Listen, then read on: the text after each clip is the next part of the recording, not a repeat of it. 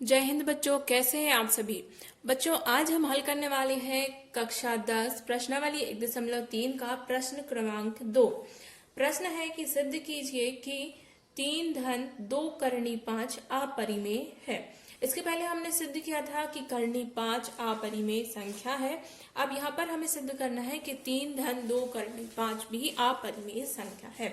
तो पिछले प्रश्न की तरह इसमें भी हम क्या मानेंगे, विरोधाभास मान लेते हैं। विरोधाभास यानी कि जो प्रश्न में कहा जा रहा है उससे हम उल्टा मानेंगे।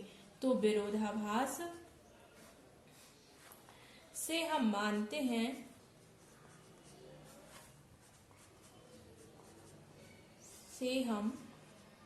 हैं कि 3 धन 2 करनी 5, 3 धन 2 करनी 5 एक परिमेय संख्या है।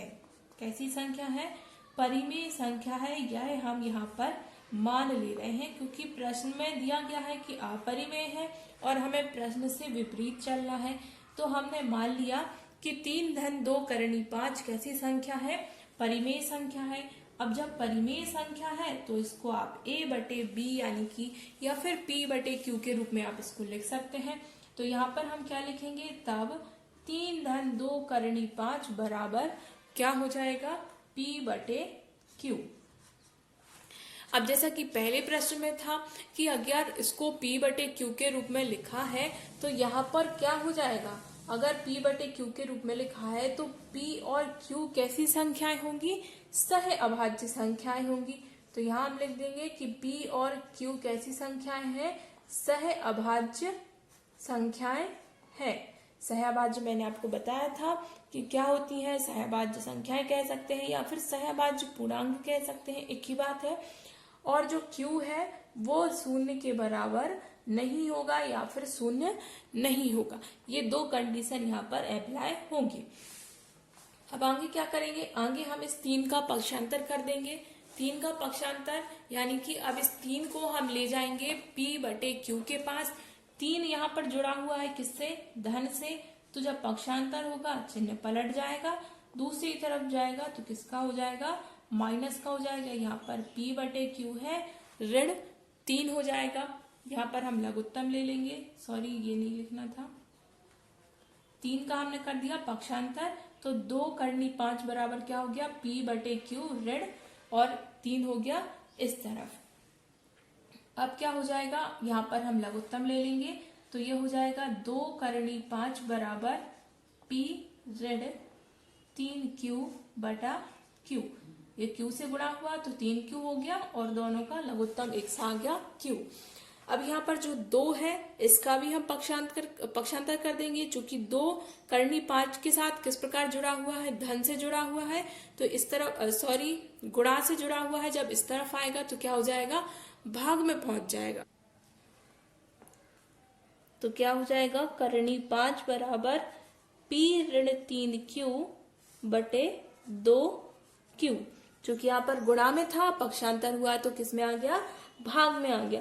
अब यहाँ पर देखिए करनी 5 के बराबर में एक संख्या आ रही है जो क्या है, p ऋण 3q बटे 2q, और ये किससे बनी हुई संख्या है, यह है 3 धन 2 करनी 5 से बनी हुई संख्या है या नहीं, उससे बनी हुई संख्या है।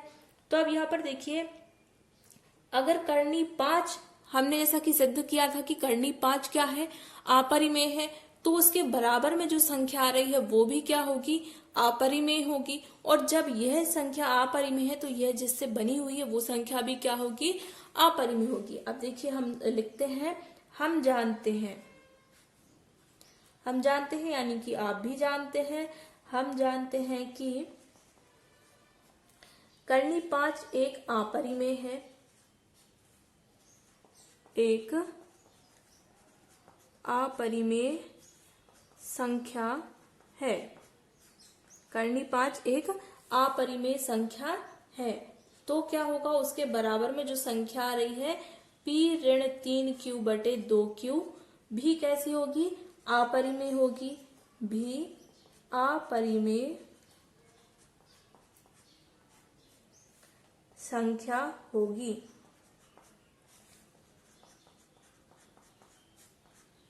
अतः हम क्या लिखेंगे, अतः संख्या क्या थी हमारी प्रश्न में संख्या थी 3 धन 2 करनी 5। हमें प्रश्न में संख्या दी गई थी, यह भी क्या होगी, भी अपरिमेय संख्या होगी। अपरिमेय संख्या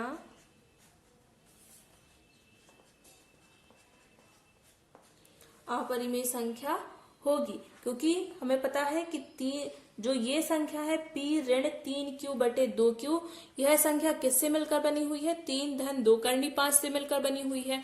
और जब यह संख्या अपरिमेय है तो 3 धन 2 करनी 5 भी कैसी होगी, अपरिमेय संख्या होगी। बस हमें यही सिद्ध करना था, हमने सिद्ध कर दिया है। बच्चों, अगर आपके लिए वीडियो समझ में आया है तो इस चैनल को सब्सक्राइब कीजिए और ये वीडियो अपने सभी क्लासमेट के साथ शेयर कीजिए।